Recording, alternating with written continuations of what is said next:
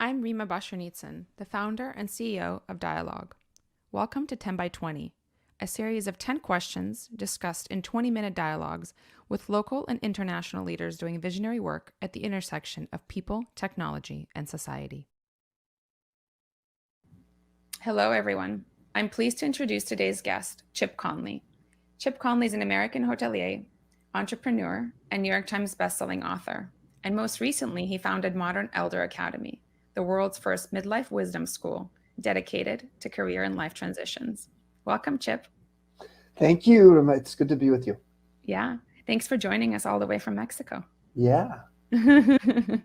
So as we always do, these are, 20-minute snippets. The first 15 to 18 minutes will be us in dialogue, and then we'll go into rapid fire.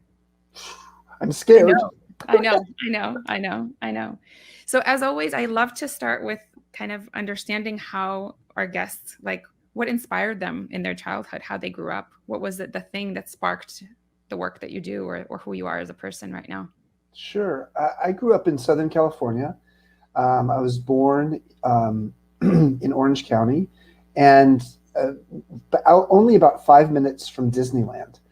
So in many ways, Walt Disney was my inspiration as a kid. And I loved what Disneyland represented. I wanted to create a theme park when I got older. And, in some ways, my boutique hotels were a theme park. And now maybe the Modern Elder Academy is as well. And yeah, I think that for me, much of my childhood can be traced to the creativity and imagination that I took from Walt Disney. Hmm. What was it? Something specific that kind of inspired you about Walt Disney's approach? I think it was the idea of creating collective effervescence. Collective effervescence is a term that didn't come from Walt Disney. It came from Emil Durkheim, who studied religious pilgrimages. But it's the idea of people feeling a sense of communal joy without feeling a sense of separation from each other. And I think that's what happens at Disneyland when people are feeling so much joy together. It's what happens at Burning Man. I was a founding board member of the Burning Man nonprofit board. And it's what we try to offer here at MEA, the Modern Elder Academy. Yeah. Well, I think it's also, something that you just said also makes me think the word wonder is another part. Wonder and awe. Today here at MEA, we did an awe walk.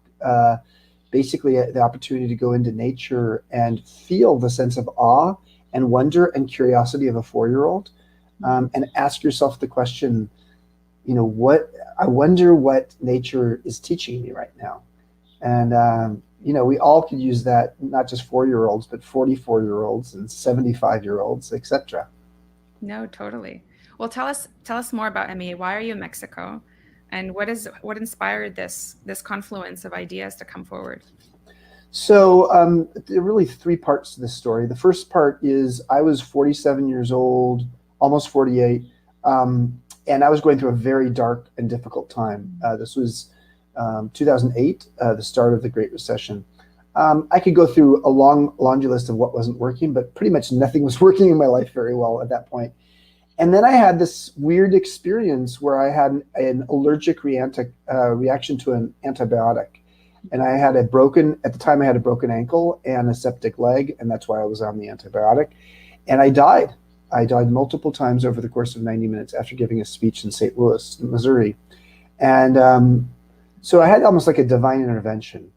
And what I woke up to was, after being in the emergency room and ICU, was the fact that in my backpack that I'd had for the trip, I had a book called Man's Search for Meaning, Viktor Frankl's famous book. And I really came to this resolution that I needed to change my life, and that I guess I was going through a midlife crisis, but I didn't really know, what society offers for someone who's going through a challenging time in midlife. And during that time, I had 5 friends over the course of 2008 to 2010 who committed suicide. And so it was a moment for myself to say, man, this midlife thing is really difficult. Okay, fast forward a couple of years, I sold my company, Joie de Vivre. It's now a Hyatt brand. And 2 years after I sold the company, I got tapped on the shoulders by the Airbnb founders. They had a small tech startup. I'd barely heard of the company, and they wanted me to help them democratize hospitality. So I joined them, and I spent the next 4 years full-time as the head of global hospitality and strategy and Brian Chesky's in-house mentor. Brian's the CEO. He was 21 years younger than me. And they started calling me the modern elder. Wasn't sure I liked that at first, but they said, Chip, you're as curious as you are wise. And I like that. I like that. I definitely am curious and wise at the same time, I hope. The first one, I know I'm curious. Second one, in the eye of the beholder, I guess I'm wise. So after my 4 years of full-time there, and I moved to a strategic advisor, I moved down here to Baja, where I had a home on the beach, and I started working on my 5th book, Wisdom at Work, The Making of a Modern Elder. And it was here on this beach that I had this Baja aha, an epiphany, when I went for a run. And I asked myself, why is it that we don't have schools and tools and rites of passage and rituals for people in midlife who may be going through a period where they know they have to repurpose themselves?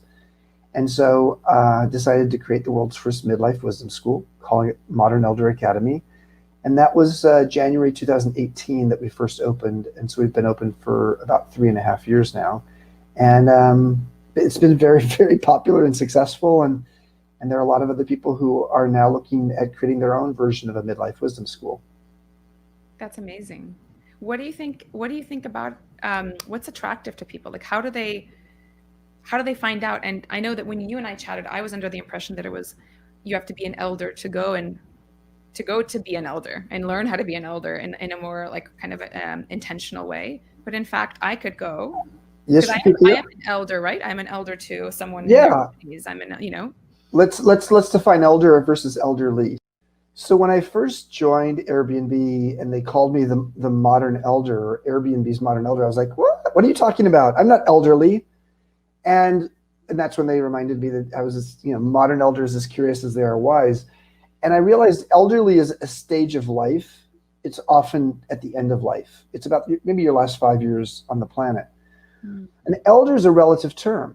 You can be an elder. Frankly, there are 40-year-old and 35-year-old elders in Airbnb because the average age in the company is 26, or it was when I joined. And I joined at age 52. And so I was twice the age of the average person. So I was an elder because I was, relatively speaking, older than the other people. Now, the idea of elder is, historically, it's been about, reverence. You revere your elders, you respect them. But this new idea, this modern elder, is not about reverence, it's about relevance. And relevance speaks to this idea of how can you be both an intern and a mentor at the same time, or what I call a mentoring. So you're constantly learning. I had to learn about what it was like to be in a tech company for the first time. I'd never worked in a tech company at 52. So I was a neophyte, or a beginner. So we've had people at MEA come as young as 30 and as old as 88. The average age is 54. But what the surprise to me has been that there are a lot of elders in the making, or elders in training, or people who are very interested in figuring out how to cultivate and harvest their wisdom, which is what the program is really all about. Yeah. Have you seen anything specific in the younger elders category that has been interesting for you? Yeah, I would say the younger elders, we have like five sort of personas of types of people who tend to come here. And when it's the people who are often millennials, they fit into maybe a couple different categories. One is sometimes they're life coaches or leadership coaches, and they're just really fascinated by our program because our program has psychology and spirituality and classic leadership, and organizational dynamics kind of things in it. So it's a great place to learn about how to help elevate someone's humanity and their leadership. So sometimes they come for that reason. But a lot of them actually come because they are sort of precocious. They've always been ahead of their peers in terms of their process of learning. And they're really fascinated by figuring out how do you metabolize what you've learned and then make it actionable, which is really what wisdom is meant to do for you. As well as many of them are even people who were very successful in their 20s or early 30s, and maybe they're in their mid 30s, and they say, like, you know what I've been doing for the last 10 or 15 years, I don't want to do that anymore. You know, in essence, they're having their midlife crisis in their mid 30s. And because I think people are less, as younger people are less inclined to just say, I'm supposed to pay my dues and be on this corporate ladder thing for 25 years. They're learning earlier, like, man, that's not for me. A lot of them come to a program like ours to help them try to understand what do they have some mastery in their, what have they created some mastery around, and how could they do what we call same seed, different soil? How could they plant that mastery maybe somewhere else? And it doesn't have to just be in their career. It could be in their personal life or how they make a difference in their community. Yeah, I love that. And it's also kind of what you were doing in a way, right? You planted your mastery in a different. I was a hotelier. I was a Yeah. boutique hotelier. I knew a lot about hospitality and travel. All of a sudden, I'm working for a tech company that's disrupting travel and the hotel industry. But a lot of what I knew about hotels didn't really matter much at Airbnb. So I had to figure out what was relevant and what was not. What a beautiful opportunity for me to see what the future is, which is the future as we have 5 generations in the workplace for the first time. If you're 55 years old today, 70% chance that you have a younger boss. By the year 2021, by the year 2025, the majority of Americans will have a boss younger than them. And today it's 40%. So this is all interesting stuff that we need to be smarter about in terms of how do we create intergenerational collaboration.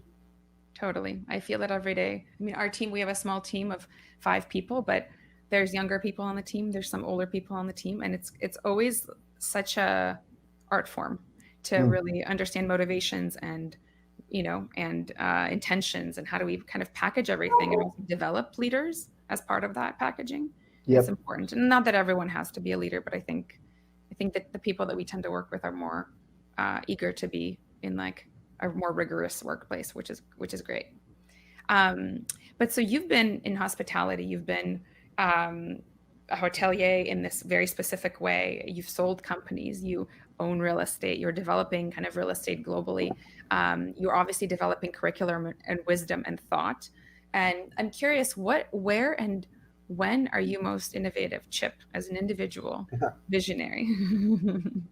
I think the way I'll answer that is to say, what fuels my creativity or my inspired spirit? And I like to meditate. So meditation is really helpful for me. I love being in nature. So I do something called spying on the divine. I literally put it in my calendar and I say, I am going to go out and do a walk with my dog, and go and just be inspired by nature. I love reading. And I love writing. So I read a lot every night before I go to bed, and I write a daily blog, which is called Wisdom Well. And these are the things that I think are the sort of raw materials: meditation, being in nature, reading interesting variety of things. I like diverse reading, and then writing a daily blog. I think all of that together just sort of accelerates my inspiration and my creativity. Yeah. And I wonder too, I mean, it's so many different aspects, right? So many different things that are coming together to make you feel this way, but it's a recipe that works for you. And it probably was developed over the course of a number of years.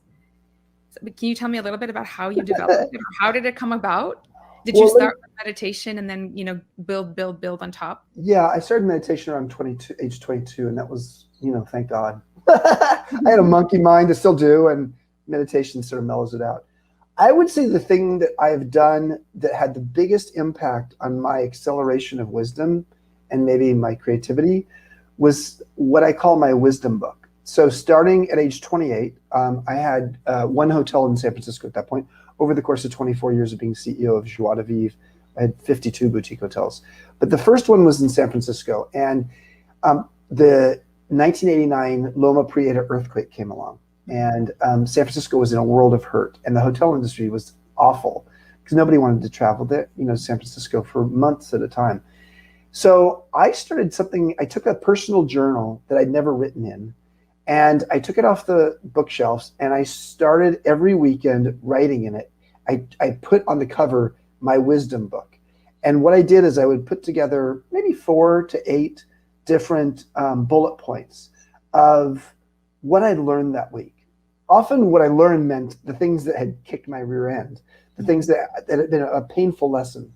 But what I was trying to do was to try to make sense of it by actually by putting it in the form of a bullet point. So it was not a personal journal. It was not me showing what my emotions were around this. It was more about what was the lesson.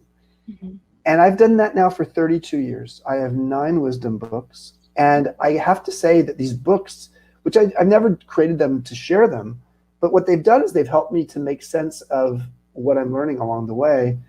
And I think in many ways, they helped me to accelerate my wisdom. And so I would say that's the number one thing. And anybody could do that. We highly recommend it.